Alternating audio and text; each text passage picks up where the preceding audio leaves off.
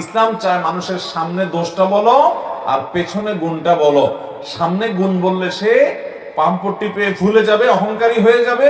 এই জন্য গুণটা বাহিরে বলো, অন্যজনের কাছে বলো, সে তার প্রতি ভালো ধারণা করবে, সামাজিক সম্প্রীতি তৈরি হবে। আর দোষগুলা পেছনে বললে অন্যরা তার প্রতি কুধারণা করবে, খারাপ ধারণা করবে, সম্পর্ক নষ্ট হবে, সামাজিক সম্প্রীতি বিনষ্ট হবে। বরং দোষের কথাটা ওই লোকটার সামনে বললে সে নিজে সংশোধন হয়ে ভালো মানুষ হতে পারবে। এই জন্য ইসলাম বলে সামনে মানুষের দোষের কথাটাকে সুন্দরভাবে খুব বিনয়ের সাথে এমন ভাবে উপস্থাপন করো যাতে তিনি রাগ না হন, তার ভুলটা তিনি বুঝতে পারেন। সেইভাবে তুমি চমৎকার ভাবে তার সংশোধন করো। সামনে দোষটা সামনে বলো আর গুণটা পেছনে বলো।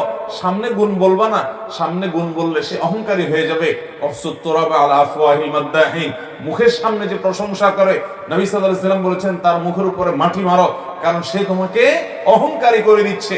প্রশংসা করলে সে পেছনে করবে, আর দোষটা সুন্দর করে বিনয়ের সাথে সামনে বলবে। আর আমাদের নেচার হয়ে গেছে, অভ্যাস হয়ে গেছে, প্রবণতা হয়ে গেছে উল্টা।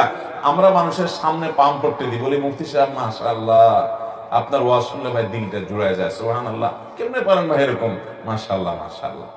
আর ওই পিছনে আরেকজন কাছে বলে বেটা কোন কিছু জানে বোগাস।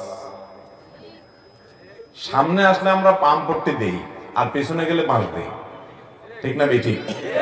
এটা কোনো মুসলমানের চরিত্র হতে, মনে রাখবেন।